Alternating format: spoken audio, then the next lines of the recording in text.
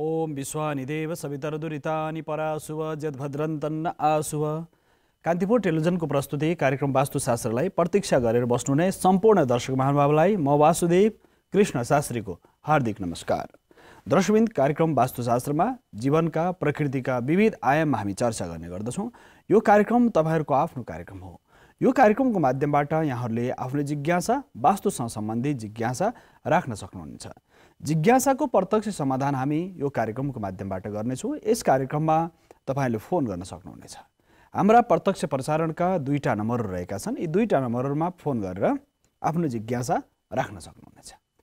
2टा नम्बरहरूमा महत्त्वपूर्ण आयाम के छ भने दर्शकवृन्द, त्यो 2टा नम्बरहरूमा सधैँ नै त्यो परिवर्तन हुँदैन।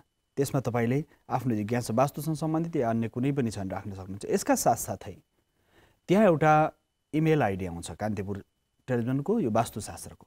त्यो इमेल आइडीमा तपाईले घर बनाउँदै हुनुहुन्छ, बनाउने क्रममा हुनुहुन्छ या बनाइसक्नुभयो भने तपाईले नक्सा प्रेषित गर्न सक्नुहुनेछ। नक्सा प्रेषित गरेर त्यो नक्साको आधारमा तपाईका जिज्ञासालाई हामी प्रत्यक्ष समाधान गर्नेछौँ। किनकि यो कार्यक्रम तपाईहरूको आफ्नो कार्यक्रम हो। यो कार्यक्रममा तपाईका जति पनि जिज्ञासा छन् वास्तुशास्त्रीय दृष्टिकोणबाट प्रकृतिमा पूर्व, पश्चिम, उत्तर, दक्षिण, आग्नेय, नैऋत्य, वायु, ईशान, धरती र आकाश यो आधारलाई लिएर वास्तुको चिन्तन गरिएको छ। यसका साथसाथै 5 तत्त्व, 10 दिशा, उपदिशाहरू र साथसाथै रङ, स्वभाव, प्रकृति, विविध आयाममा वास्तुको चिन्तन गरिएको छ। हाम्रा आर्ष परम्पराका 18 ऋषिहरूले वास्तुको चिन्तनलाई अगाडि बढाउनु भयो। आदि कालदेखि वास्तुको जुन क्रम छ त्यहाँदेखि ऋषिहरूले यो वास्तु क्रमलाई, निर्माणको विद्यालाई अगाडि बढाउनु भयो। त्यो क्रम नै वास्तुशास्त्र हो। स्थापत्य वेदसँग सम्बन्धित छ। 4 वेदहरू छन्, ऋग्वेद, यजुर्वेद, सामवेद, अथर्ववेद। उपवेदहरूमा विशेष गरेर यो वेद स्थापत्य वेद पर्दछ। स्थापत्य वेदको जुन महत्त्वपूर्ण आयाम छ दर्शकवृन्द, यो धनुर्वेद जुन छ उपवेदमा पर्छ। धनुर्वेद युद्ध कलासँग सम्बन्धित, राजनीतिक शास्त्रसँग सम्बन्धित र विशेष गरेर समाजशास्त्र र राजनीतिक शास्त्रसँग सम्बन्धित छ। युद्ध कला, राज्य प्राप्ति र राज्य सञ्चालनको उपायहरू धनुर्वेदमा छ। त्यो राजनीतिक, निरन्तर राजनीतिक चिन्तन त्यसमा छ। अर्को सन्दर्भ छ स्थापत्य वेद जो निर्माणसँग सम्बन्धित छ। यो स्थापत्य वेद पनि महत्त्वपूर्ण मानिन्छ।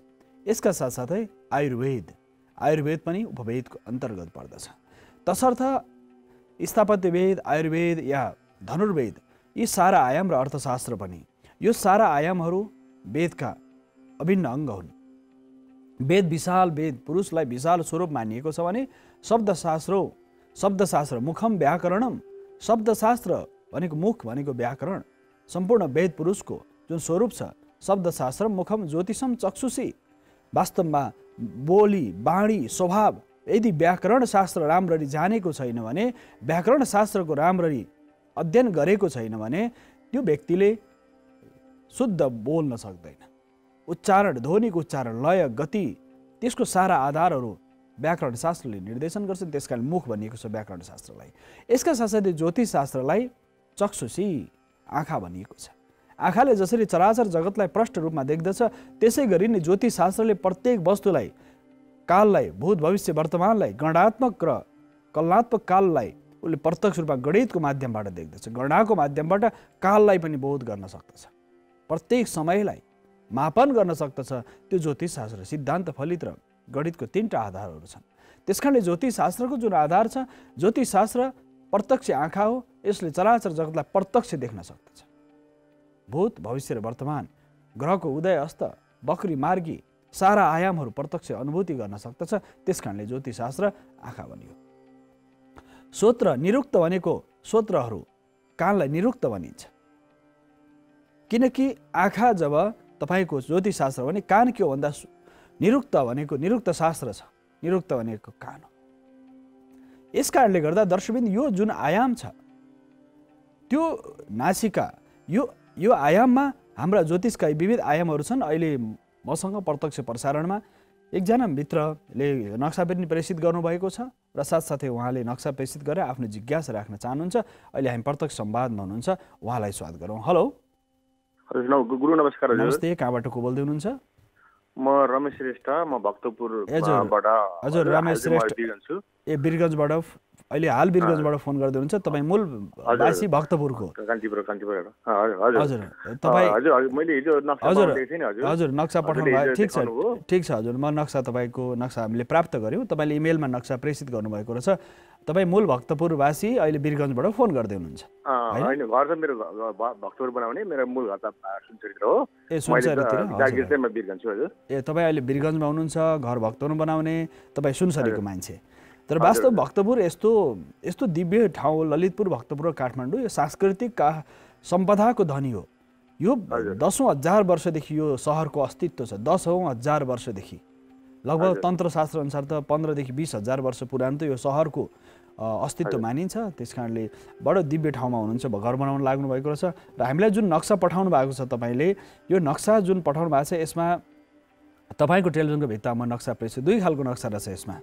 एउटा नक्सा तपाईँको उत्तर पश्चिमबाट प्रवेश छ होइन एउटा अहिले जुन आएको छ उत्तर पश्चिमबाट एउटा प्रवेश यता पार्किङ राख्नु भएको छ होइन एउटा नक्सा पूर्व दक्षिणतिर राख्नु भएको छ र पूर्व दक्षिणतिर के अरे पूर्व उत्तरतिर भएको जुन नक्साको भन्दा यो नक्सा बडो प्रभावकारी मानिन्छ किनकि यो वायव्य कोणबाट जुन मूल प्रवेश बनाउनु भयो भने त्यो बडो प्रभावकारी मानिन्छ त्यसकारणले वायव्य कोणबाट प्रवेश बनाउने उत्तर पूर्व जुन ईशान कोण छ नि उत्तर पूर्व ईशान कोणमा तपाईँले पानीको स्रोत पानीको ट्याङ्की राख्न सक्नुहुन्छ यहाँ यो भागमा जहाँ मैले तपाईँलाई लेहरू देखाइरहेको छु यो भागमा पानीको ट्याङ्की उत्तर पूर्वमा बनाउने है रमेशजी त्यसका साथसाथै तपाईँको भर्याङ त्यो अर्को विकल्पमा चाहिँ जो उत्तर पूर्वबाट प्रवेश थियो त्यो भर्याङ चाहिँ यहाँबाट उल्टो घुम्ने पनि थियो होइन त्यो मिलेको पनि थिएन त्यसकारणले गर्दा यो भर्याङ दाहिने घुमेर माथि चढ्ने वायव्य कोणबाट भित्र पस्ने यो विकल्पको नक्सा तपाईँलाई साह्रै राम्रो हुन्छ र यो प्रभावकारी पनि देखिन्छ है यसका साथसाथै तपाईँको यो अगाडिपट्टि जुन सानो बार राख्नु भएको छ उत्तरपट्टि बार नराख्ने हुन्छ तपाईँहरू परम्परागत रूपमा सगुन खाने जन्मदिनमा होइन एउटा परम्परा छ नि हाम्रो संस्कृति परम्परा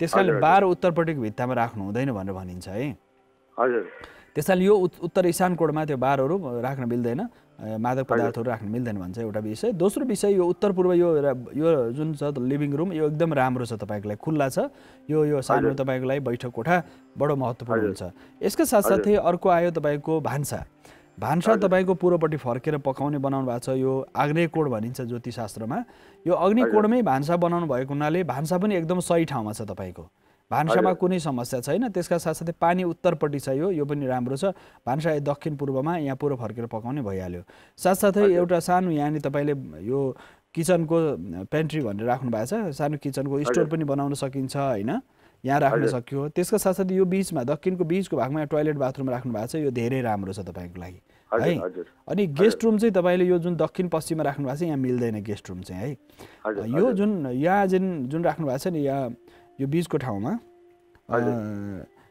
बिचको ठाउँमा ड्राइभरहरूको बस्नेहरू नै यताउता सानो कोठा राख्नुहोस् यहाँनिर गेस्ट रुम बनाएर नि उत्तर पश्चिमको यो बिचको भागमा यतापट्टि तपाईँले टोयलेटलाई बिचमा राख्न सक्नु भने धेरै राम्रो छ यहाँ टोयलेट नहाले पनि हुन्छ बाहिरको टोयलेट राख्नु भएको यो बाहिरको हजुर ड्राइभरलाई बाहिर होस् भनेर हजुर उसको बस्नेलाई भएको हुनाले यस कारणले गेस्ट रुम चाहिँ यो दक्षिण पश्चिम हुँदैन स्टोरहरू गर्न सकिन्छ यहाँ होइन तलको लागि अब ड्राइभरको लागि त यो उहाँ तपाईँ गाडी चालकको लागि चाहिँ यो रुम त सही छ टोयलेट बाथरुम पनि सही छ तर यो भागमा गेस्ट रुम नबनाउने है गेस्ट रुम माथिल्लो तलामा बनाउन सकिन्छ भुइँमा कोही अभ्यागत कहिलेकाहीँ आउनेलाई हो होइन शौचालय यो ठाउँमा यो दक्षिणपट्टिको बिचमा शौचालय ठिक छ उत्तर फर्केर बस्ने या दक्षिण फर्केर बस्ने हजुर अनि नुहाउँदाखेरि पूर्व फर्केर नुहाउने या पश्चिम फर्केर उत्तर फर्केर पनि नुहाउन सकिन्छ है तलको लगभग तपाईँ सबै मिलेछ पार्किङ मिलेछ मूल प्रवेश मिलेको छ तलपट्टिको जुन तपाईँले जुन नक्सा पठाउनु भएको छ तलपट्टिको भागमा विषय बुझ्नुभयो नि होइन हजुर अब ईशान कोणमा पानी बनाउने सामान्य रूपमा यो कोठा यहाँ राख्न सक्यो तर गेस्टहरूलाई त्यति कहिलेकाहीँ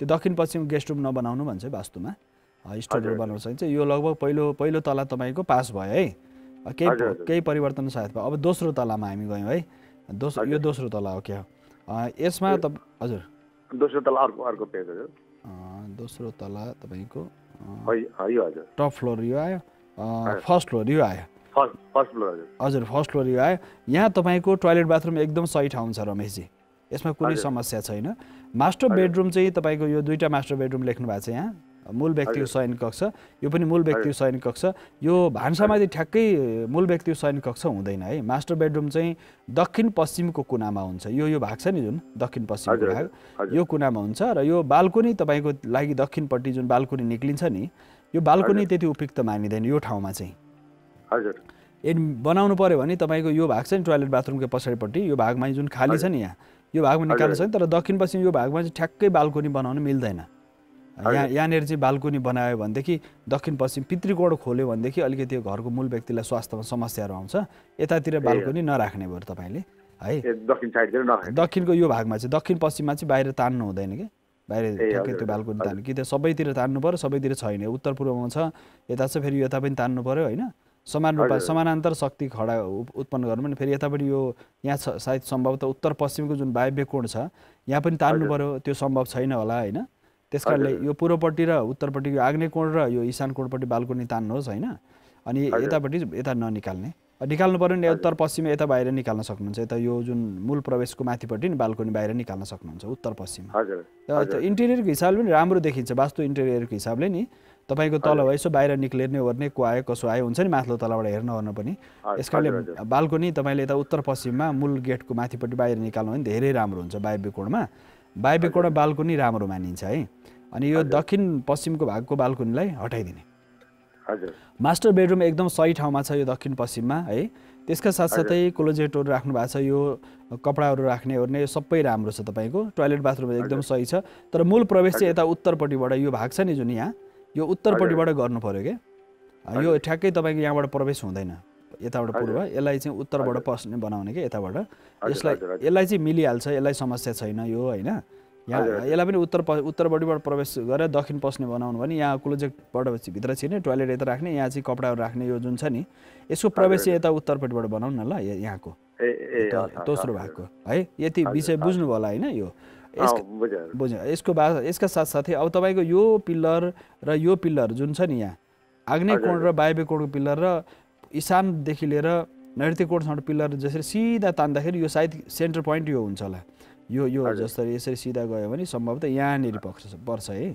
यो जुन क्लोजेटको पर्खाल अलि पर बाहिर निक्लेछ अलिकति भित्र तानिदिने भित्रपट्टि थोरै भित्र तान्ने किनकि यो सेन्टर पोइन्ट हुने ब्रह्मस्थानको वरिपरि चाहिँ कमसेकम 2-3 फिट वरिपरि राउन्ड सेपमा चाहिँ खाली रहनुपर्छ क्या त्यहाँ पर्खालहरू बनाउनु हुँदैन। त्यस कारणले गर्दा यो अलिकति तपाईँले ध्यान दिनु यो यो यो पिल्लर कुना पिल्लरबाट क्रस गर्ने होइन। अनि त्यसपछि सट्ट क्रस गरेर जहाँनिर यो चाहिँ जहाँ प्लसको चिन्ह आउँछ त्यहाँनिर चाहिँ तपाईँले वरिपरि अलिकति 2-3 फिट वरिपरि छोड्ने हिसाबले गर्दा यो पर्खालाई अलिकति तान्नु भयो भने क्लोजेट अलिकति घटाउनु भयो भने धेरै राम्रो हुन्छ तपाईँलाई। क्लोजेटको पर्खाल हटाउनु भने होइन यो घटाउनु पर्यो हटाउने होइन है। अब यसपछि आयो तपाईँको यहाँ टोयलेट बाथरुम यो यतापट्टि माथिपट्टि अलिकति यता च्याप दिने के यो ठ्याक्कै यो घरभित्र प्रवेश गरिन्छ नि त्यसको टाउको माथि पर्दैछ होइन। तल त त्यो मुनि चाहिँ हाम्रो इन्ट्रान्स छ नि त भित्र छिर्ने ठाउँ त्यस कारणले यसलाई अलि यता चेप दिने क्या यो पश्चिमपट्टिको बिच भागमै पिल्लरपट्टि ल्याउने। तल जुन टोयलेट बाथरुम छ त्यसको ठिक माथिपट्टि गर्दा राम्रो भइहाल्यो है। त्यसपछि तपाईँको जुन भर्याङ दाहिनेपट्टि घुमेर माथि चढ्नुहुन्छ जसरी यो 13 फिट कति वाइट छ तपाईँको यो खाली राख्नु भएको छ धेरै राम्रो मानिन्छ हो। उत्तर पूर्वमा जसरी खाली राख्नु भएको छ सायद उहाँ सम्पर्कबाट जानु होला टेलिभिजनमा अवश्य पनि हेर्नु होला। यो जुन खाली राख्नु भएको छ यसमा चाहिँ के हुन्छ भने जुन यो भर्याङ घुम्दाखेरि दाहिनेबाट घुमेर माथि चढ्दाखेरि चाहिँ असाध्यै राम्रो मानिन्छ र उत्तरपट्टिको बिचमा भर्याङ राख्न सकिन्छ। त्यसमा शून्य जुन डिग्रीबाट दाहिने घुमेर माथि चढ्यो भने वास्तुको नकारात्मक ऊर्जाहरू चाहिँ जान्छ। त्यसका साथसाथै जुन अन्य पक्षहरू भान्सा भयो शौचालय भयो यो उहाँले बिरगञ्जबाट एकजना रमेशजी हुनुहुन्थ्यो। हेलो हेलो हेलो रमेशजी सायद सम्पर्क विच्छेद भयो फेरि तपाईँ संवादमा आउनु भएको छ क्या होइन। अनि यो जुन यो तपाईँको भर्याङ एकदम सही ठाउँमा छ यसमा कुनै पनि समस्या छैन। भर्याङ यो ठाउँ भएको हुनाले भर्याङ त्यसअनुसार दाहिने घुमेर माथि चढ्ने बनाउने अनि भर्याङ चढ्दाखेरि जहिले पनि यो विषम सङ्ख्यामा तल बेस छोडेर विषम सङ्ख्यामा यो चाहिँ चढ्ने चाहिँ हुनुपर्ने हुन्छ त्यसरी माथि चढ्न सकिन्छ। साथसाथै शौचालयको सन्दर्भमा यो सबै दक्षिणपट्टि छ अरू बचेको पश्चिमपट्टि राख्न सकिन्छ। यो दोस्रो तला पनि फर्स्ट फ्लोर पनि पास भइसक्यो। यसका साथसाथै अब त्यही हिसाबले जति तला 2 तला 3 तला 4 तला जति जाँदा पनि हुन्छ। जाँदाखेरि यो जुन नक्सा छ यस आधारमा 2-3वटा विषयहरू जसरी पूजा कोठा दक्षिणपट्टि छ हाम्रो प्राविधिक मित्रले यहाँलाई त्यो तपाईँको टेलिभिजनको सेटमा देखाउनुहुन्छ सायद सम्पर्कबाट गइसक्यो भने म तपाईँलाई सबै यो बताउने छु। पूजा कोठा जसरी यो बीचको भागमा राख्नु भएको छ यो मिल्दैन। तलपट्टि टोयलेट अनि त्यसको ठिक माथिपट्टि त्यही समानान्तर भागमा शौचालय कहिले पनि बनाउनु हुँदैन। त्यसकारणले यो तलपट्टि त्यही लाइनमा तलदेखि शौचालय हुँदै आएको छ। त्यसकारणले पूजा कोठा चाहिँ यो भर्याङबाट बाहिरपट्टि उत्तर पूर्व भागमा इशान कोणमा तपाईँले भर्याङ बनाउनु पर्ने हुन्छ। र साथसाथै मनोरञ्जन कक्ष यो एकदम सही ठाउँमा छ, लन्ड्री सही ठाउँमा छ। यो जुन टोयलेट यो बिचको भागमा राख्नु भएको छ यो मिल्दैन। यो लन्ड्री राखे ठाउँमा यो यहाँनिर चाहिँ टोयलेट बिचमा पश्चिमपट्टि यो बिचमा राखिदिने र यो बिचको जुन भाग छ यतापट्टि चाहिँ यो ठाउँ खाली हुनुपर्छ। व्यायाम गर्ने एक्सर्साइजहरू गर्ने रुमहरू बनाउन सकिन्छ। यो ठाउँमा भारी सामानहरू राख्न सकिन्छ दक्षिण पश्चिम भागमा। यो बेडरुम सही ठाउँमा छ। पूजा कोठा यहाँ दक्षिण पूर्व आग्नेय कोण परेको छ, यसलाई उत्तर पूर्व इशान कोणतिर लानुपर्ने हुन्छ। यसका साथसाथै अन्य सबै पक्षहरू मिलेको देखिन्छ। रमेशजी, तपाईँ घरमा मैले जति पनि उपायहरू बताएँ, जति परिवर्तनका केही आधारहरू बताएँ, यस आधारमा तपाईँले परिवर्तन गर्नुभयो भनेदेखि तपाईँको घरको वास्तु 100% मिल्नेछ। 100%, 100मा 100 नम्बर पाउनेछ।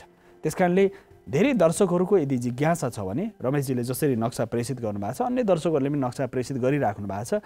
तर नक्सा प्रेषित गरिसकेपछि तपाईँको नक्साको आधारमा तपाईँलाई हामी सुझाव दिने गर्दछौँ। जसरी अहिले एकजना मित्रले यहाँ प्रेषित गर्नुभयो, उहाँलाई हामीले समग्र रूपमा वास्तु अब 2-3वटा आयामहरू यहाँ हामीले उहाँलाई थप्नुपर्नेछ। एउटा सेफ्टी ट्याङ्की पश्चिमपट्टिको बिचको भागमा बनाउन सकिन्छ।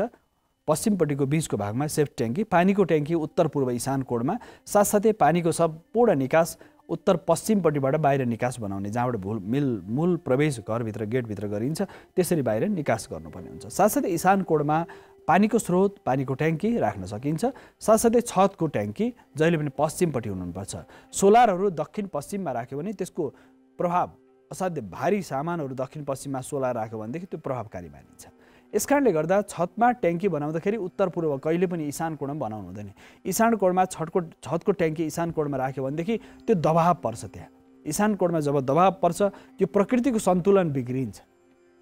जसरी मानिसको शरीरको जुन बनावट छ, नाक, आँखा, मुख जुन ठाउँमा निहित गरिएको छ त्यो ठाउँमा त कति सुन्दर देखिन्छ। यदि त्यो नाकको ठाउँमा नाक नभएर कान भइदियो भने कस्तो हुन्छ? मुख भए ठाउँ मुख नभएर अर्थ भने त त्यो विरूप हुन्छ। त्यस कारणले गर्दाखेरि त्यो स्थितिबाट बस्नको लागि र सकारात्मक ऊर्जा प्राप्तिको लागि जुन ठाउँमा जुन विषयलाई, जुन सामग्रीलाई, जुन ठाउँमा जुन स्थिति निरूपण गरिएको छ त्यसअनुसार बनायो भने वास्तुको 100% वास्तु मिल्दछ दर्शकबिन। त्यसका साथसाथै पूर्वपट्टिबाट एउटा प्रवेशको लागि जसरी उत्तरपट्टि उत्तर पश्चिमबाट मूल प्रवेश बनाएपछि पूर्वपट्टि एउटा निक्लिने द्वार बनाउनु पर्ने हुन्छ। पूर्वपट्टिबाट निक्लिने द्वार इशान कोणबाट एउटा ढोका बाहिर निक्लिने बनायो भने त्यो प्रभावकारी हुन्छ। अथवा पूर्वपट्टि तल भुइँतलामा भान्साबाट एउटा बाहिर निक्लिने एउटा ढोका पूर्वपट्टि निक्लिने बनाउँदाखेरि राम्रो हुन्छ। यस कारणले पूर्व पनि बन्द, उत्तर पनि बन्द, पश्चिम पनि बन्द, दक्षिण मात्र एकतर्फ खुल्ला भएको भूमि शुभ मानिँदैन। एकतर्फ तपाईँले घर बनाउँदा पनि पूर्व पश्चिम उत्तर तिनै दिशा बन्द गरेर यदि दक्षिणमुखी मात्र घर बनाउनु भयो र 3 दिशा पूर्व पनि कम्प्लिट बन्द छ, उत्तर पनि बन्द छ, पश्चिम पनि बन्द छ भने त्यो सन्दर्भमा बनाएको घरमा लामो समय मानिस बस्न सक्दैन। त्यो एममुखी एमाकार हुन्छ, कालको हालमा समाप्त हुन्छ भनेर भनिएको छ। त्यसकारणले कुनै पनि गृह निर्माण गर्दाखेरि वास्तुको सिद्धान्त अनुसार गृह निर्माण गर्यो भने त्यसको सकारात्मक ऊर्जा हामीले प्राप्त गर्न सक्छौँ।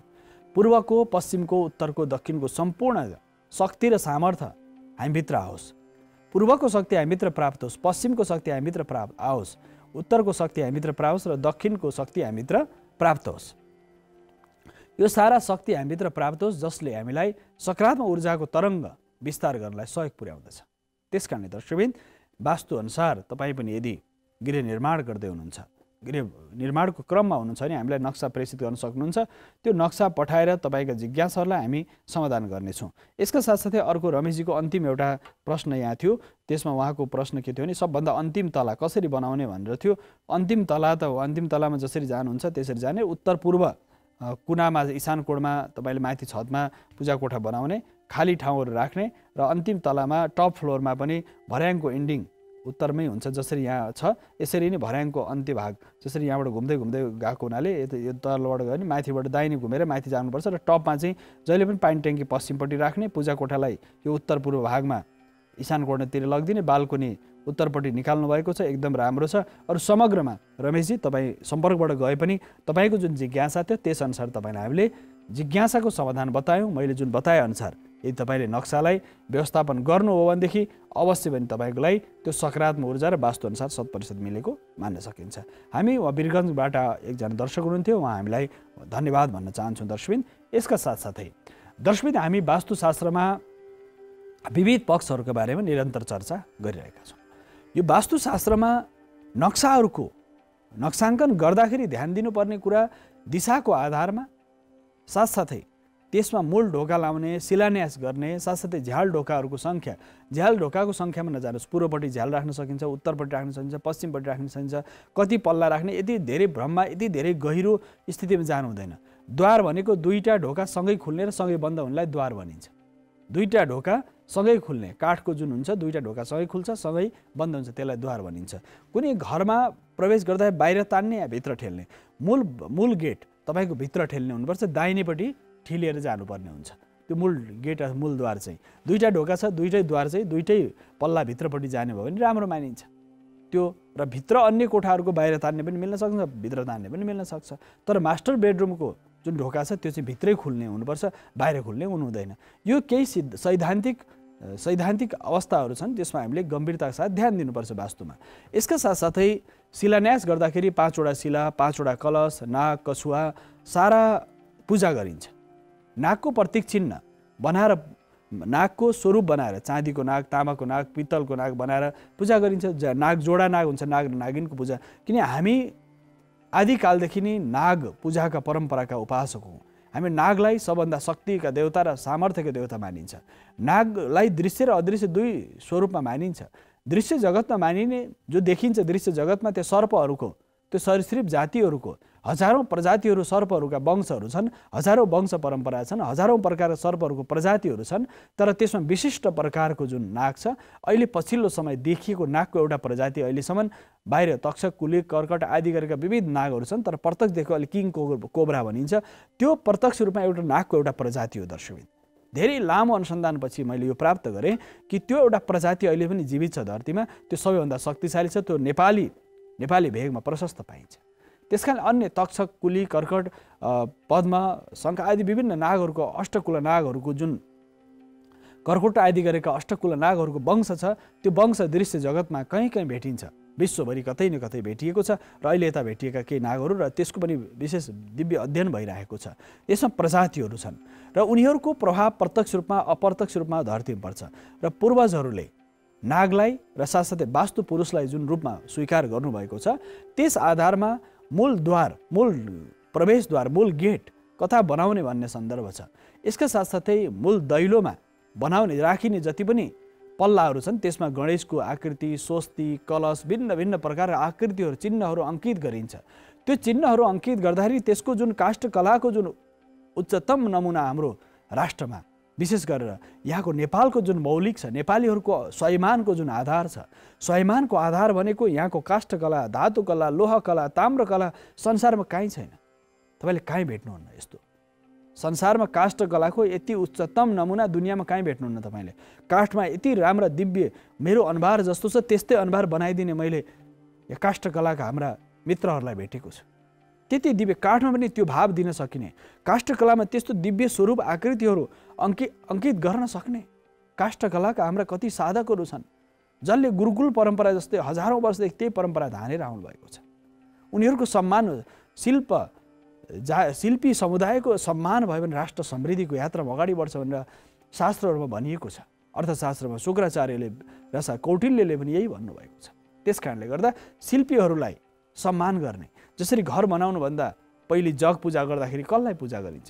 भूमिको सबै पूजा गरेर जुन त्यहाँको प्रमुख शिल्पी छ, जो प्रमुख इन्जिनियर छ, उसलाई टीका लगाएर दक्षिणा दिएर उसलाई मन प्रसन्न वस्त्र आभूषणहरू दिएर तपाईँले दिव्य भावले आफ्नो सम्झेर यो गृह निर्माण गरिदिनुहोस् भनेर प्रार्थना गरिन्छ। शिल्पी समुदायलाई पूजा हुन्छ त्यसमा। शिल्पी समुदाय कस्तो श्रम र सिपको कति ठुलो सम्मान छ दर्शक। त्यस कारणले काष्ठकला, धातुकलाको सन्दर्भ, धातुका विभिन्न प्रकार सामग्रीहरूको प्रयोग, साथसाथै पाषाण कला, जति पनि पाषाण ढुङ्गाहरू, विभिन्न प्रकार पाषाणहरूको जति पनि निर्माण गरिन्छ त्यो सन्दर्भ, यसका साथ धातुकला, पाषाण कला, लोह कलाको सन्दर्भ, साथसाथै त्यसमा ढुङ्गा, माटो, रोडा, सिमेन्ट, अहिले पछिल्लो समय आएको सिमेन्ट, र साथसाथै त्योभन्दा पहिले हाम्रो वज्र बनाउने जुन विधान थियो, त्यसमा विभिन्न प्रकार औषधीय सामग्रीहरूलाई प्रयोग गरेर वज्र लेप बनाइन्थ्यो। त्यो लेप अनुसार बन्थ्यो। त्यो लेपको विस्तारित रूप अहिले पछिल्लो समय सिमेन्ट आयो। विभिन्न प्रकारका प्रभावहरू छन् यसकारणले दर्शकबिन त्यो शिल्पी समुदायको सम्मान र जसले दिव्य रूपले घर गृह निर्माण गर्दछ उनीहरूलाई सम्मान पूजा उनीहरूको स्तुति प्रार्थना उनीहरू प्रसन्नताको लागि उनीहरूले चाहेको जति त्यहाँ इन्जिनियरको आवश्यक पर्छ त्यहाँ विभिन्न प्रकार काम गर्नेहरू वर्करहरूको विशेष गरेर सिकर्मी डकर्मीहरूको पेन्टरहरूको आवश्यक पर्दछ प्राविधिक काम गर्ने विभिन्न इन्जिनियरहरूको आवश्यक पर्छ विभिन्न प्रकारको समुदाय मिलेर विभिन्न प्रकार विशेषज्ञहरू मिलेर एउटा घर बन्दछ तपाईँ विचार गर्नुहोस् त त्यो घर बनाउनलाई कति प्रकारका व्यक्तिहरूको श्रम सिप त्यहाँ लागेको छ त्यहाँ आचार्य गुरु पुरोहितहरूले शिलान्यास गरिदिनुहुन्छ जुन भूमिमा शिलान्यास र भूमि पूजा नगरी बसिएको छ गरिएको छ त्यो ठाउँमा बस्ने मानिसले सुख पाउनै सक्दैन धेरै मानिसहरू युरोपका धेरै देशहरूमा व्यक्तिगत यात्रामा देखियो कि विभिन्न ठाउँहरूमा जाँदाखेरि के देखियो भने पश्चिमा देशहरूमा उनीहरू कहीँ शान्ति छैन घरमा बसेको मान्छेमा शान्ति छैन त्राहिमाम छ किन छ भन्दाखेरि उनीहरूको त्यो परम्परा पद्धतिबाट उनीहरू बाहिर छन् दुखी छ मन प्रसन्न छैन परिवार अवस्था धेरैभन्दा धेरै जति भेट्यो सबै समस्या मात्र देखिन्छ त्यसको मूल कारण के रहेछ भने उनीहरूको हाम्रो जुन परम्परा छ हाम्रो त यो दशौं हजारौं वर्षदेखिको परम्पराबाट आइरहेको छ माटोको पूजा आगोको पूजा आकाश धरतीको पूजा प्रार्थना साथसाथै 5 वटा कलशको पूजा दिशाहरूको पूर्व पश्चिम उत्तर दिशाहरूको पूजा प्रार्थना शक्ति सामर्थ्य प्राप्तिको लागि स्तुति प्रार्थना पूजा त्यो दिव्य छ हाम्रो जुन परम्परा छ वैदिक सनातन हिन्दू परम्परामा वैदिक सनातन ओमकारको परम्परामा यो परम्परामा कस्तो सनातन परम्परामा सारा आयामहरूमा एक एक विषयलाई यति सूक्ष्म रूपमा ऋषिहरूले अध्ययन गर्नुभएको छ वृक्ष वनस्पतिहरूको जाति पुरुष स्त्री नपुंसक छुट्याउनेदेखि लिएर तपाईको घरमा प्रयोग हुने काठहरूको प्रयोग पनि काठको बर पिपलको कहिले पनि बर पिपलको काठको दराज टेबल कुर्सी केही बनाउनु हुँदैन भनिएको छ बर पिपलको त्यो यज्ञमा प्रयोग हुने काठहरू भएको हुनाले उनीहरू पूजनीय छन् प्रार्थनीय स्तुति छन् तर हवनमा भने त्यो बरको पिपलको संविधा प्रयोग गर्न सकिन्छ दाउरा प्रयोग गर्न सकिन्छ यसका साथसाथै जुन आधार छ हाम्रा पूर्वजहरूले त्यो एक एक विषयमा चिन्तन गर्नुभएको छ र यसकारणले नागको पूजा उत्तर पूर्व ईशान कोणमा गर्नुपर्दछ ईशान कोणमा नागको स्थापना नागको पूजा र नाग फर्किँदाखेरि तपाईको घरको जुन भाग छ नाग फर्किँदाखेरि तपाईँ घरतिर नागको यो फन फर्किनु भएन दर्शकबिन तपाईको घरतिर नागको फन फर्किनु भएन कि उत्तर फर्किनु पर्यो कि पूर्व फर्किनु पर्यो तपाईको घर कतापट्टि छ यही तपाईको घरको ईशान कोणमा नाग राख्नु भएको छ भने ईशान कोणमा नाग छ भनेदेखि उत्तर पूर्व जुन भागमा नाग छ भने त्यसलाई उत्तरपट्टि फर्काइदिने नागलाई घरपट्टि नफर्काउने पूर्वपट्टि फर्काइदिने नागलाई सम्मुख गरेर कहिले पनि पूजा गर्नु हुँदैन नागको लागि सम्मुख आफूतिर फन गरेर यदि पूजा गर्यो नागले तुरन्त नकारात्मक प्रभाव पार्दछ त्यो पूजा गर्दा ध्यान दिनुपर्ने नाग जोडा नागको सन्दर्भ छ 8 वटा नागको जुन फन भएको हुन्छ 8 वटा फन भएको नागको पूजा गर्ने विधान छ साथसाथै अष्टकुल नागलाई एउटै नागको स्वरूपमा 8 वटा फन भएको नागको पूजा गरिन्छ एउटै मात्रै फन भएको नागको पूजा दुईटा फन भएको नागको पूजा जोडी नागको पूजा पनि गरिन्छ यसरी भिन्न भिन्न आयामहरू छन् र नाग दुईटा नाग आपसमा जोडिएर दुईटा फन भएको नागको कुरा यसै 8 प्रकारका नागहरूको चित्रहरू बनाउन सकिन्छ जसरी फलामको नाग कहिले पनि बनाउनु हुँदैन फलामको नाग बडो अनिष्टकारक हुन्छ तामाको नाग शुभदायक मानिन्छ चाँदीको नाग नागिन कल्याणकारी मानिन्छ सुनको नाग असाध्य शुद्ध र पवित्र मानिन्छ र साथसाथै धातुको फलामको नाग सिसाको नागहरू बनाउनु हुँदैन त्यसमा यसकारणले दर्शकबिन नाग बनाउँदाखेरि पनि कुन प्रकारको नाग कुन धातुको नाग बनाउने यो सन्दर्भ हामीले ध्यान दिनुपर्छ त्यसअनुसार नै यदि कार्य सम्पादन गर्यो भने सुख शान्ति समृद्धि प्राप्त गर्न सकिन्छ दर्शकबिन यो चर्चाका साथसाथै छोटो विश्रामको समूह आइसकेको छु विश्रामपछि पुनः आउने छु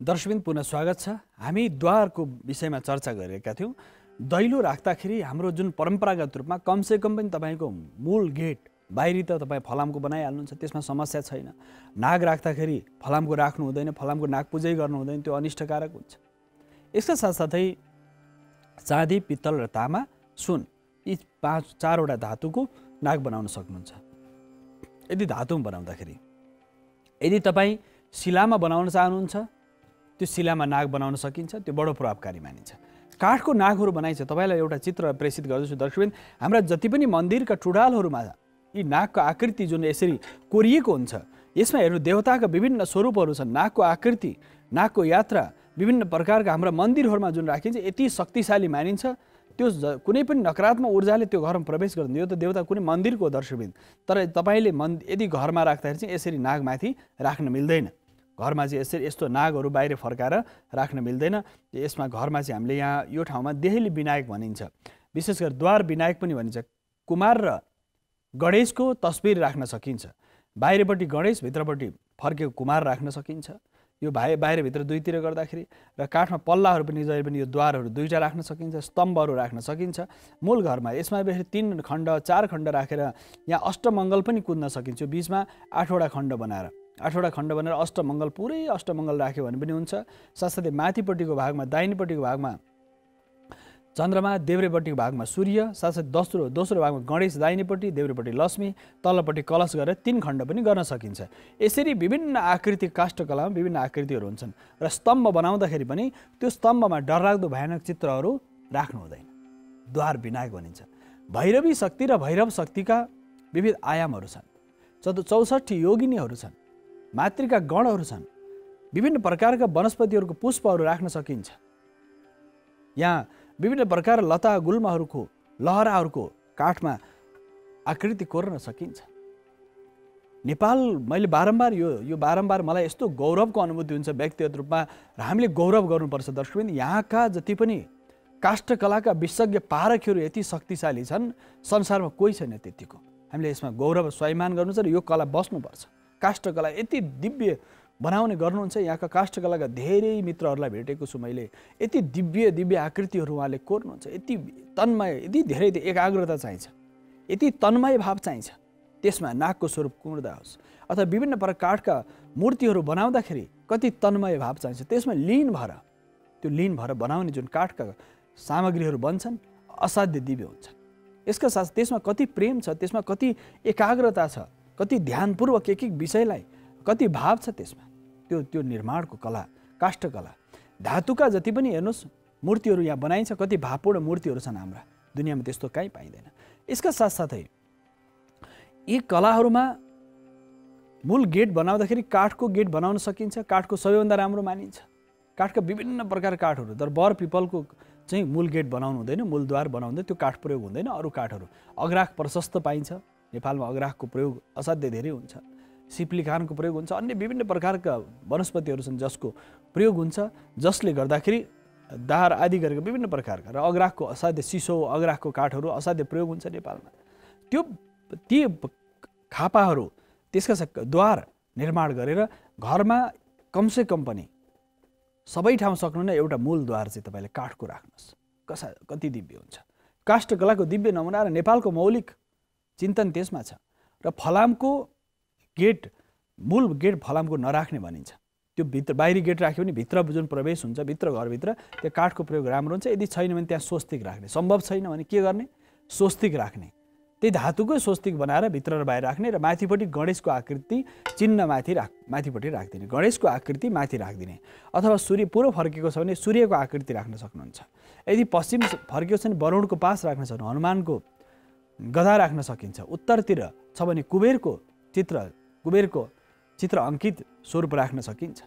र यदि कुनै पनि सम्भव छैन भने स्वस्तिक भित्र र बाहिर राख्न सक्नुहुन्छ, जसले त्यसको दोषलाई न्यूनीकरण गर्छ। यसका साथसाथै काठको, यसका साथै कहिले पनि अब बोलगेट काठको बनाइन्छ, फलामको बनाइन्छ, जे बनाए पनि त्यहाँ स्वस्तिक अनिवार्य रूपमा राख्ने। ओम स्वस्ति श्री, ओमको चिन्ह अथवा स्वस्तिको चिन्ह या अष्टमङ्गलको चिन्ह राख्यो भने सारा अमङ्गलहरू, 8 दिशाबाट आउने अमङ्गलहरू सबै मङ्गलै मङ्गल हुन्छ। 8 दिशाबाट आउने अमङ्गलहरू मङ्गल हुन्छ दर्शकबिन। त्यस कारणले गर्दा माङ्गलिक चिन्हहरूको प्रयोग गरेर हामीले एक खालको दिव्य भाव हामीले प्राप्त गर्न सक्छौँ, दिव्यताको अनुभूति हामीले प्राप्त गर्न सक्छौँ। माङ्गलिक चिन्हको व्यवस्थित प्रयोगबाट हामीले सुख, शान्ति, समृद्धि प्राप्त गर्न सक्छौँ। त्यस कारणले माङ्गलिक चिन्हहरू घरमा राख्ने, त्यो माङ्गलिक चिन्हले नकारात्मक ऊर्जालाई कम गर्छ, माङ्गलिक चिन्हले नकारात्मक ऊर्जालाई समाप्त गरेर जान्छ। त्यस कारणले वास्तुशिल्पशास्त्रमा माङ्गलिक चिन्हहरूको प्रयोग असाध्य महत्त्वपूर्ण मानिन्छ दर्शकबिन। तसर्थ घरमा दोष छ भने पनि स्वस्तिक राख्ने, श्रीको चित्र आकृति राख्ने, अष्टमङ्गल राख्ने र साथसाथै हनुमानजीको गदा राख्ने, त्रिशूल राख्न सकिन्छ। भिन्न भिन्न हामीले विगतका श्रृङ्खलामा यस विषयमा चर्चा गरिसकेका छौँ।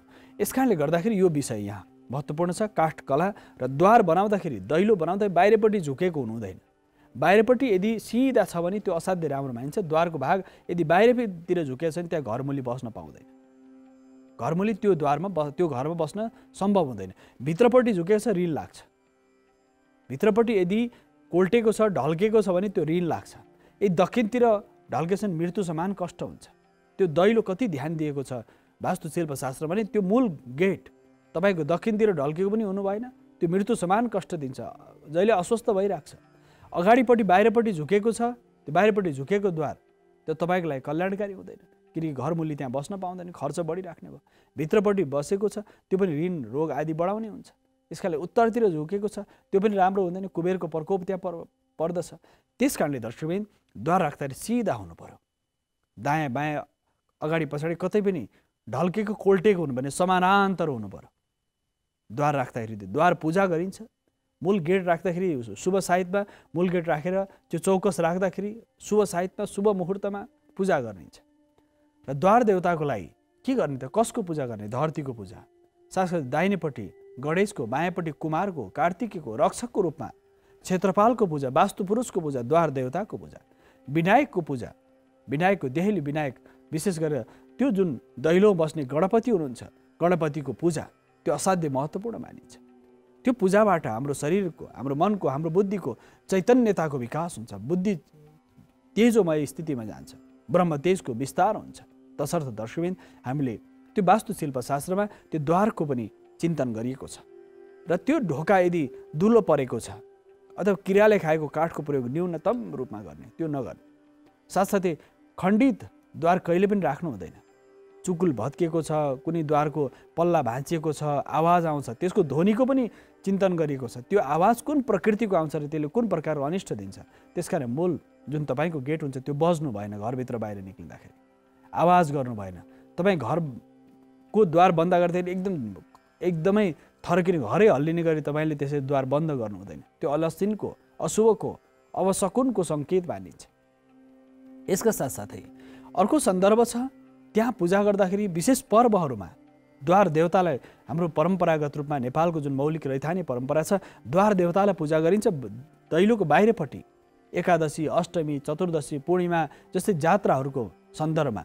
र नेपालमा विशेष गरेर घोडे जात्राको जुन प्रसङ्ग छ दर्शकबिन, यो घोडे जात्राको सन्दर्भ पनि यो जुन संस्कृति र परम्परासँग जोडिएको छ, संस्कृति र परम्परासँग जोडिएको हुन्छ। त्यसकारणले गर्दा घोडे जात्रा पनि यहाँको मौलिक परम्परा हो। यहाँ जुन घोडाको अङ्कित चिन्हहरू, हात्तीको अङ्कित चिन्हहरू राख्न सकिन्छ। बाहिरपट्टि घर सिंह राख्न सकिन्छ, शार्दुल राख्न सकिन्छ बाहिर निक्लेको स्थितिमा। त्यसकारणले घोडे जात्राको सन्दर्भ त किंवदन्तीहरू भिन्न भिन्न छन्, तर साहस, पुरुषार्थ र घोडा जतिको तेज दौडन सक्ने सामर्थ्य तपाईँमा प्राप्त होस्, हामी सबैलाई प्राप्त होस्। त्यस्तो सामर्थ्य हामीले प्राप्त गर्न सकुन्, त्यो शक्ति सामर्थ्य प्राप्त होस् भनेर राक्षसी शक्तिको समन र दमन गर्नको लागि, जो राक्षसी शक्तिले यहाँ दुःख दिएको अवस्थामा घोडे जात्रा गरेर त्यो राक्षसी शक्तिलाई समन गरेर दमन गरेको स्थितिमा यो जात्रा मनाउने जुन परम्परा छ, पर्व मनाउने परम्परा छ, यो पनि हाम्रो मौलिक परम्परा छ। र सारा शास्त्रको आयाम नै के छ? सम्पूर्ण हाम्रा कर्महरू एकअर्कामा जोडिएका छन्। यहाँको जात्रा, पर्व, तन्त्र, मन्त्र, यन्त्र, साधना, शक्ति, सामर्थ्य, पूजा, पाठ, स्तुति, न्यास, ध्यान, सारा आयामहरू हाम्रो जीवनसँग जोडिएका छन्, जो विज्ञान सम्मत छन्, जो शास्त्र सम्मत छन्, जो साइन्सको आधारमा एकदम प्रष्ट छन्। त्यस कारणले दर्शकबिन यो आधार। त्यसका साथसाथै द्वार देवतामा घरबाट बाहिर निक्लिँदाखेरि ढोकाको दायाँ बायाँ यदि केही दोष छ भने पनि दायाँ बायाँ ताँबाको कलशमा भरेर अथवा पित्तलको कलशमा भरेर भए पनि तपाईँले दायाँ बायाँ कलशमा पानी भरेर राख्ने, जल भरेर राख्ने, त्यहाँ फुलहरू राख्ने। त्यसरी दायाँ बायाँ कलश भरेर राख्यो भने अथवा भित्रपट्टि पनि राख्यो, कहीँ अब बाहिर हराउने, चोरी हुने विभिन्न हुनसक्छ। मानिसको स्वभाव प्रकृति हो। यहाँ राम राज्य त छैन। राम राज्यमा त न चोरी हुन्थ्यो, न कसैले घरमा ढोका लाउँथ्यो, न यो वैदिक समाजवादमा त त्यस्तो हुँदै चोरीको त कुरै कल्पनै थिएन। त्यसकारणले प्राचीन जुन व्यवस्था थियो, समाज त्यसरी यति निष्ठा धर्ममय समाज थियो। तर अहिले समाज बिस्तारै भयो, उशृङ्खल भयो, हाम्रो विचार चिन्तन बिग्रिँदै गयो। त्यसकारणले गर्दा सुरक्षाको दृष्टिकोणले पनि त्यो कलशलाई भित्रपट्टि राख्न सकिन्छ, बाहिरपट्टि राख्न सकिन्छ। ताँबाको कलशमा पानी भरेर राख्न सकिन्छ। दर्शकबिन त्यसरी पानी भरेर ताँबाको कलशमा राख्यो भनेदेखि त्यसको जुन प्रभाव हुन्छ, त्यो प्रभाव कस्तो हुन्छ भन्दाखेरि त्यो प्रभावले त्यहाँ जलको शक्तिले कुनै बाहिर नकारात्मक ऊर्जाहरू आउँदैन। ताँबाको कलश, पित्तलको कलशमा पानी भरेर राख्ने, त्यो सर्वौषधिहरू हाल्ने, विभिन्न आँपचाप बरपिपलको पात हालिदिने, फुलहरू हाल्ने, दुबो हाल्ने। यसका साथसाथै यसरी कलश राख्ने, कलश स्थापना गर्ने, कलशको पूजा गर्ने विधान छ। यदि वास्तु दोष छ भने पनि, मूल द्वारमा वास्तु दोष छ, घर किन्नुभयो, तपाईँले गृह प्रवेश गरिसक्नु भएको छैन अथवा गर्ने क्रममा हुनुहुन्छ, तपाईँले वास्तुको केही समस्या भयो, वास्तुसँग सम्बन्धित केही समस्या भयो भने ईशान कोणमा के गर्न सकिन्छ भने दर्शकबिन, ईशान कोणमा वास्तु कलश गाड्दिने। ईशान कोणमा वास्तु कलश, उत्तर पूर्वमा वास्तु कलश गाडेर त्यहाँको नकारात्मक ऊर्जालाई बिस्तारै हटाउने। वास्तु कलश ईशान कोणमा गाडिदिने। ईशान कोणमा वास्तु कलश, ईशानम सर्वविद्यानाम ईश्वर सर्वभूतानाम भनिएको छ। ईशान कोणमा वास्तु कलश गाडिदियो भनेदेखि त्यो वास्तुको नकारात्मक प्रभाव बिस्तारै बिस्तारै हटेर जान्छ। त्यसकारणले ईशान कोण वास्तु कलश, नागको स्थापना गर्यो भनेदेखि यदि वास्तु दोष छ भने पनि तपाईँको वास्तु दोष बिस्तारै समाप्त भएर जान्छ। यदि कुनै पनि नकारात्मक ऊर्जा छ भने त्यो वास्तु कलशमा विभिन्न देवताहरूको आह्वान हुन्छ, पूजा हुन्छ र त्यो पूर्ण कलशमा भरेर त्यहाँ नाग कछुवा राखेर औषधिहरू हालेर त्यसपछि ईशान कोणमा गाडिदिने।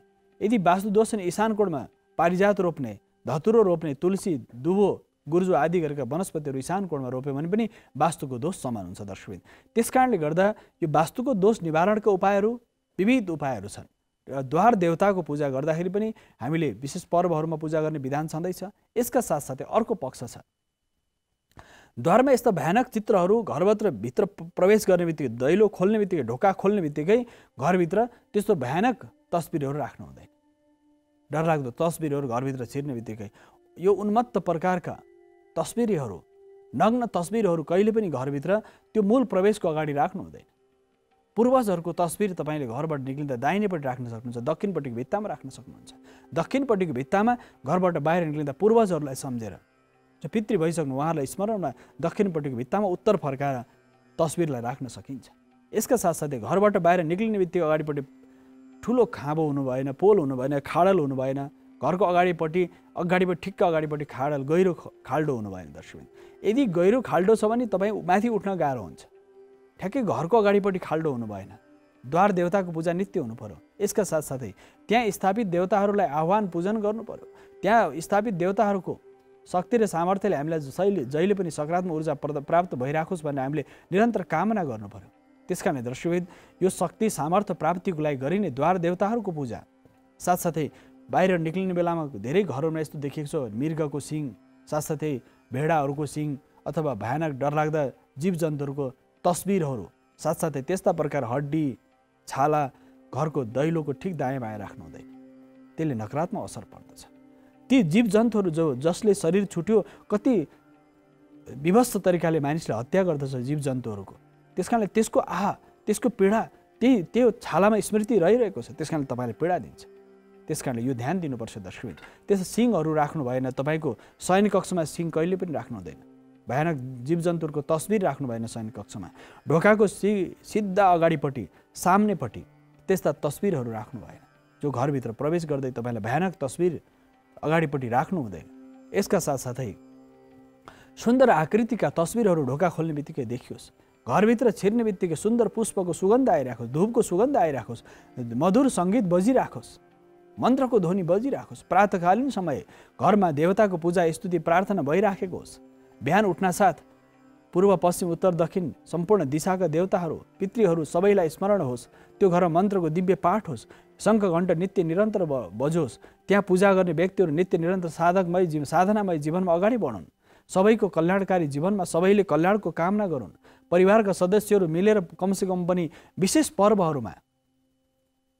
पर्वमा महिनामा एकपल्ट नभए पनि 15 दिन एकपल्ट, पूर्णिमामा, अष्टमीमा, विशेष पर्वहरूमा, एकादशी आदि गरेका पर्वहरूमा सत्सङ्ग होस्, कीर्तन होस्, संवाद होस्, परिवारमा आवश्यक प्रवचन होस्। सबैले प्रवचन गर्ने, एकअर्कालाई संवाद गर्ने, एकअर्काप्रति सकारात्मक चिन्तनहरू गर्ने, केही समय कमसेकम पनि संवाद गर्ने। परिवारका सदस्यहरू सबै बसेर सुख दुःखका, लाभ हानिका, जय पराजयका कुराहरू गर्न पाइयोस्। त्यो परिवार कमसेकम पनि महिनामा 2 पल्ट 4 पटक विशेष पर्वमा विशेष पूजा होस्। त्यो घर सुन्दर हो। त्यो घरमा आनन्द छ। त्यसकारणले परिवारमा पिताजी एकतिर, माताजी एकतिर, छोराछोरी अर्कोतिर, कता हो कता। परिवारमा संवादै छैन। छोराछोरीप्रति संवाद छैन। दायित्व, उनको कर्तव्य पुरा त गरिरहेका छन्, तर उनीहरूको मन के हो, भावना के हो, विचार के हो, बालबच्चाहरू कुन रूपमा छन्, यो विषय हामीले कहिले चिन्तन गऱ्यौँ दर्शकबिन? त्यस कारणले अब के गर्नुपर्छ भने बालबच्चा परिवारसँग सबैसँग बसेर सद्भावका कुरा गर्ने, सुन्दर आनन्दका कुरा गर्ने, कथा कविताहरू श्रवण गर्ने, सुनाउने, त्यो परिवारलाई सुन्दर परिवार मानिएको छ जहाँ संवाद हुन्छ, परिवारभित्र मेलमिलाप छ, परिवारभित्र आत्मीय भाव छ, पति पत्नी बीच क्लेश छ, झगडा छ, झन्झट छ, तनाव छ भने त्यो परिवारमा लक्ष्मी बिस्तारै बिस्तारै लक्ष्मी भाग्छिन्। धन सम्पत्ति घरमा, जुन घरमा कहिलेकाहीँ भावावेशमा मानिसको केही कुराहरू निक्लेला त्यो क्षम्य छ, क्षमा हुन सक्छ, तर सधैँ तपाईँ घरमा क्लेश मात्रै भइराख्यो भने, भय मात्र उत्पन्न भइराख्यो, तनाव र द्वन्द्व भइराख्यो, आर्थिक सङ्कटै सङ्कट भयो भनेदेखि परिवारमा तनाव, कलह, क्लेश, विद्वेष छ भनेदेखि अवश्य पनि त्यो परिवारमा त्यहाँ वास्तुको केही नकारात्मक दोष छ। त्यसकारण दोष शमन गर्नुपर्छ। सामूहिक रूपमा बसेर पति पत्नी बीच सद्भाव छैन, आपसी मैत्री भावको स्थापना छैन, प्रेम छैन, एक अर्ब मातापिता पुत्र पुत्रीप्रति वात्सल्य प्रेम छैन, पुत्र पुत्रीप्रति सन्तानप्रति वात्सल्य प्रेम छैन, आत्मीय भाव छैन र मातापिताहरू पनि यो मरे पनि मरोस् भन्ने जुन भाव राख्छन् त्यो त अनिष्टकारक हुन्छ। त्यसकारण मरि नै हाल्यो भने के स्थिति? धेरै देखिन्छ नि, कोही परिवारमा झगडा भयो र भनेदेखि मानिसको त्यो ध्वनि शब्द ब्रह्म हो। यस कारणले कुनै नकारात्मक ध्वनि तपाईँबाट ननिक्लोस्। परिवारको लागि, समाजको लागि, देशको लागि, राष्ट्र र धर्मको लागि कहिले पनि नकारात्मक, समाज यति नकारात्मक भएर गइरहेको छ दर्शकबिन। यसको कारण रहनसहन, खानपिन, उसको सारा जीवनचर्याले गर्दा मानिस यति नकारात्मक छ। कुनै कुरामा पनि उसलाई विश्वास छैन, जहाँ पनि उसले शङ्का गर्छ। सुरुमा शङ्काबाट सुरु हुन्छ। कुनै पनि कसैले राम्रो काम गर्दैछ भनेदेखि शङ्का गर्छ, ओहो कसैले राम्रो उन्नति गरेको छ, यसले त भ्रष्टाचारै गरेर कमाइहाल्यो कि भन्ने पनि छ। कसैले राम्रो अध्ययन गर्दैछ, चिट चोडेरै पास गरिहाल्यो पनि। मान्छेको धारणा कति बिग्रेर गएको छ। त्यसको मूल कारण के हो? अथवा धर्मानुशासनम। त्यो धर्मको अनुशासन छैन। धर्मको अनुशासन भएको भए मानिस आज यो स्थितिमा, यो दयनीय स्थितिमा हुँदैन थियो। त्यस कारणले गर्दा वास्तु एउटा माध्यम हो दर्शकबिन। सुख शान्ति प्राप्तिको लागि वास्तुशास्त्र एउटा के हो? माध्यम हो। यस माध्यमको सकारात्मक ऊर्जाको तरङ्गले तपाईँको मन, तपाईँको बुद्धि, तपाईँको शरीर, तपाईँको स्वास्थ्य, तपाईँको काम, सारा कुरालाई प्रभाव पार्दछ। सकारात्मक ऊर्जाको सञ्चार हुन्छ। त्यस कारणले वास्तु एउटा माध्यम हो। यही सम्पूर्ण होइन। वास्तुअनुसार सम्पूर्ण रूपमा घर मिलाएर बस्नुभयो, त्यहाँ आनन्दको अनुभूति हुन्छ। सधैँ आनन्द हुन्छ। त्यहाँ तपाईँले कोही कष्टको अनुभूति हुँदैन। धेरै दर्शकहरू हुन्छ, धेरै व्यक्तिगत रूपमा भेट्ने दर्शकहरूले हामी वास्तुअनुसार उहाँको घर मिलाइसकेपछिको आनन्द अर्को छ, अलौकिक छ। त्यस कारणले वास्तुअनुसार मिलाएका घरहरूमा वास्तुको नकारात्मक असर बिस्तारै घटेर जान्छ। त्यस कारणले दर्शकबिन वास्तुको नकारात्मक प्रभावलाई घटाउनलाई वास्तुअनुसार गृह निर्माण आवश्यक छ। त्यसका साथ शिलान्यासको विधान जुन गरिन्छ, शिलान्यास गर्दाखेरि गरिने प्रत्येक आयामहरू, घरमा प्रत्येक दिन मन्त्रको उच्चारण, साथसाथै साधनामय जीवन, साथसाथै आफ्ना पूर्वजहरूले गरेको पुरुषार्थ, शौर्यता, पराक्रम, पुरुषार्थको चर्चा, हिंसाको होइन अहिंसाको चर्चा चाहियो समाजमा। हिंसाको चर्चाले समाजलाई झन् हिंसक बनाउँछ। अत्याचारको चर्चाले झन् समाजलाई अत्याचारी बनाउँछ। भ्रष्टाचारको चर्चाले समाज झन् भ्रष्टाचारी हुन्छ। त्यस कारणले दर्शकबिन के हुन्छ भन्दाखेरि वास्तुले, जुन ठाउँ वास्तु मिलेर बस्ने व्यक्तिले त्यो राज्य प्रशासनको माथि बस्ने व्यक्तिदेखि सामान्य व्यक्ति यदि वास्तुशिल्प शास्त्र अनुसार यदि हामी अनुसरण गरेर समाजलाई, घरलाई राम्रो वास्तुअनुसार मिलाएर बनाउँछ। त्यस कारणले सहरलाई वास्तुअनुसार मिलाएर बनाऊ, साथसाथै नगरहरू वास्तुअनुसार मिलाएर बसाउँ। यसका साथसाथै राष्ट्रका प्रत्येक व्यक्ति सुखी हुन्। राम राज्यको जुन परिकल्पना छ वास्तवमा यो प्राचीन, यो कपोलकल्पित होइन। त्यहाँ सबैको सुखीको, सर्वे भवन्तु सुखिनः सर्वे सन्तु निरामयको भाव त्यहाँ छ। सबै निरोगी हुन्, सबै सुखी हुन्। त्यो वैदिक समाजवादले यो विषयलाई व्याख्या गर्दछ दर्शक। यति दिव्यता छ। घरमा तुलसीको मोठ होस्, त्यहाँ नित्य पूजा होस्, लक्ष्मीनारायणको, दामोदर शालिग्रामको पूजा होस्। यसका साथसाथै घरमा नित्य निरन्तर मन्त्र पाठ होस्। प्रातः उठ्नसाथ दिव्य मन्त्रहरू, चलायमान मन्त्रहरू नित्य निरन्तर पढुन्। सबैको सद्भाव निरन्तर बढ्दै जाओस्। परिवार आउने अभ्यागतहरू घरमा कोही आयो भनेदेखि खाली हात नजाओस्, अथवा केही न केही ग्रहण गरेर जाओस्। त्यो गृहस्थ धर्म। शास्त्रमा गृहस्थ धर्मको यति दिव्य चर्चा गरिएको छ। संसारलाई साधु सन्त, महात्मा, योगी, तपस्वी, साधक, ऋषि, पितृ सबैलाई कसले सन्तुष्ट गर्छन्? गृहस्थले, जो सद्गृहस्थ भनिएको छ। गृहस्थ धर्मको अनुशासनले हामी वास्तुशास्त्रमा गृहस्थहरूले सबभन्दा यो समाजलाई पोषित गर्ने, पालित गर्ने को भन्दा गृहस्थहरू। जसको दाम्पत्य जीवन सुखमय छ, परिवार सुखमय छ, उसले समाजको, राष्ट्रको हित गर्न सक्छ दर्शकबिन। यसकारणले वास्तुअनुसार हामीले गृह निर्माण गऱ्यौँ भने हाम्रो पनि हित छ। राष्ट्रमा त्यो खालको सकारात्मक धार अगाडि बढ्यो भने राष्ट्र, समाज र सम्पूर्ण विश्व सुखमय यात्रामा अगाडि बढ्नेछ। यिनै भावका साथसाथै दर्शकबिन कार्यक्रम वास्तुशास्त्रको निर्धारित समय सकिसकेको हुनाले छायाङ्कनमा साथ दिने मित्र, प्रविधिमा साथ दिने सम्पूर्ण साथीहरू सहित म वासुदेव कृष्ण शास्त्रीलाई आजलाई भने आज्ञा दिनुहोस्। हवस् त, नमस्कार।